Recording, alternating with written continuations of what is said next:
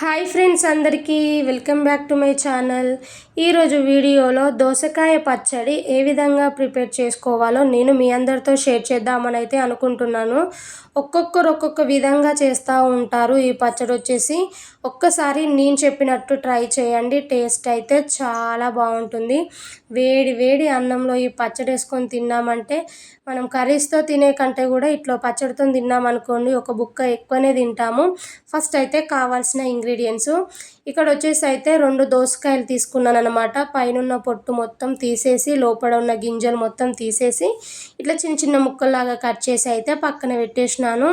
అలాగే ఒక 5 పచ్చిమిర్చిని అయితే ఇట్లా చిన్నగా కట్ చేసి పెట్టాను. అలాగే 8 గల ఎండుమిర్చి అన్నమాట. అయితే 2 ఎండుమిర్చి పచ్చిమిర్చి 2 వేసి ప్రిపేర్ చేస్తున్నాను. మీరు కావాలనుకుంటే అచ్చం పచ్చిమిర్చితోనైనా చేయండి, అచ్చం ఎండుమిర్చితోనైనా చేయండి. అలాగే 2 టమాటోస్ కట్ చేసి తీసుకున్నాను. కొన్ని పొట్టు తీయకుండా ఎల్లిపాయలు, 1/2 టేబుల్ స్పూన్ వరకు జీలకర్ర, 1 టేబుల్ స్పూన్ వరకు ధనియాలు. ముందుగా దోసకాయ పచ్చడిలోకి కావాల్సిన ఇంగ్రీడియంట్స్ అయితే ముందుగా రెడీగా పక్కన పెట్టేసినాను. స్టవ్ పైన గిన్నెను పెట్టుకొని అయితే 2 స్పూన్స్ వరకు ఆయిల్ వేయండి. ఆయిల్ మంచిగా వేడైన తర్వాతకి మనం తీసుకున్న పచ్చిమిర్చి ఎండుమిర్చి ఉన్నాయి కదా, ఇవి వేసేసుకొని లైట్గా వేగనివ్వండి.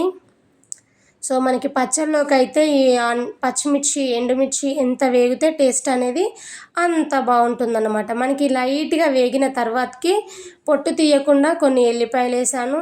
అలాగే 1 టేబుల్ స్పూన్ వరకు ధనియాలు, 1/2 టేబుల్ స్పూన్ వరకు జీలకర్ర వేసుకొని ఇంకాసేపు వేయించుకోండి.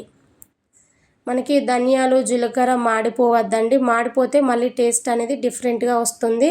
లైట్గా వేగనివ్వండి. ఒక 2-3 నిమిషాలైనా వేగాయంటే సరిపోతుంది. సో చూసిలా మనకైతే మంచిగా వేగాయి.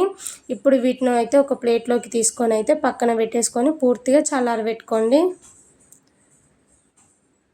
సో ఇప్పుడు అదే గిన్నెలో ఆయిల్ ఉందన్నమాట. నేను ఎక్స్ట్రా ఆయిల్ మళ్ళీ వేయడం లేదు, కొద్దిగా ఆయిల్ ఉంది. అందులోనే దోసకాయ ముక్కలు, అలాగే టమాటో ముక్కలు, టమాటోస్ తొందరగా మగ్గడం కోసం అయితే ఇప్పుడు ఇందులోకి టేస్ట్కి తగ్గట్టు సాల్ట్ అయితే వేసాను. 1 టేబుల్ స్పూన్ సాల్ట్ వేసాను. మీ టేస్ట్కి తగ్గట్టు సాల్ట్ అనేది వేసేసుకొని మంచిగా మిక్స్ చేసేసుకొని మంచిగా దోసకాయలు టమాటోస్ అనేవి అయితే పూర్తిగా మగ్గాలి అన్నమాట. ఒక 2-3 నిమిషాల తర్వాతకైతే చూడండి టమాటోస్ అండ్ దోసకాయలు అయితే చక్కగా మగ్గిపోయాయి. ఇట్లా మగ్గితే సరిపోతుంది అన్నమాట. మరీ వేగాల్సిన అవసరం లేదు, జస్ట్ మగ్గితే సరిపోతుంది. సో వీటిని కూడా చల్లారబెట్టుకోండి. ఇప్పుడు మిక్సీ జార్లోకి అయితే మనం ముందుగా వేయించి పెట్టుకున్న పచ్చిమిర్చి ఎండుమిర్చి ఎల్లిపాయలు జీలకర్ర ఇవి ఉన్నాయి కదా, వీటిని అయితే మిక్సీకి వేసుకోవాలి. సో చూసిలా ఇట్లా మిక్సీ పట్టుకుంటే సరిపోతుంది. ఇప్పుడు ఇందులోకి మగ్గించి పెట్టుకున్న దోసకాయ టమాటో ఉంది కదా, సో వాటిని కూడా వేసుకొని గ్రైండ్ చేసుకోండి. ఇంకా మీరు కావాలి అనుకుంటే రోట్లో నూరుకోండి, ఇంకా బాగుంటుంది టేస్ట్. బట్ ఇక్కడైతే ఆప్షన్ లేకనైతే నేను మిక్సీలోనే వేసేసినాను. సో ఇట్లా మిక్సీ పట్టిన పచ్చడిని మొత్తం అయితే ఒక బౌల్లోకి అయితే ట్రాన్స్ఫర్ చేసుకోండి.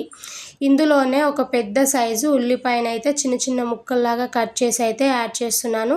నిజానికి ఉల్లిపాయలు వేస్తేనే టేస్ట్ చాలా బాగుంటుంది. ఎందుకంటే మనం పచ్చడి సర్వ్ చేసుకొని తింటుంటే పచ్చడిలో మనకి అక్కడక్కడ ఈ ఉల్లిపాయ తగులుతుంటే టేస్ట్ అనేది అద్భుతంగా ఉంటుంది. డెఫినెట్గా ఒక్కసారి ఇట్లా ఉల్లిపాయలు వేసి కూడా ట్రై చేయండి, బాగుంటుంది. ఇప్పుడైతే పోపు పెట్టేద్దాం. స్టవ్ పైన అయితే చిన్న పోపు గిన్నెను పెట్టుకొని అయితే 2 స్పూన్స్ వరకు అయితే ఆయిల్ వేసుకోవాలి. ఆయిల్ మంచిగా వేడైన తర్వాతకి జీలకర్ర, ఒక 2-3 ఎల్లిపాయలు అయితే కచ్చా పచ్చగా దంచి అయితే యాడ్ చేసినాను. అలాగే ఎండుమిర్చిని అయితే వేసేసుకొని ఈ పోపు అనేది మంచిగా వేగిన తర్వాతకి పచ్చళ్ళలోకి అయితే యాడ్ చేస్తున్నాను. ఇక్కడ నిజానికి చెప్పాలంటే కరివేపాకు వేయలేదండి, ఎందుకంటే ప్రస్తుతం మీ దగ్గర లేదు. మీ దగ్గర కరివేపాకు ఉన్నట్టయితే కరివేపాకును వేయండి, ఇంకా బాగుంటుంది. ఫైనల్లీ అయితే ఏముందండి, మనం ఎదురు చూస్తున్న దోసకాయ పచ్చడి అయితే కంప్లీట్ అయిపోయింది. వేడి వేడి అన్నంలో వేసుకొని తిన్నామంటే అద్భుతంగా ఉంటుంది. Thank you for watching friends.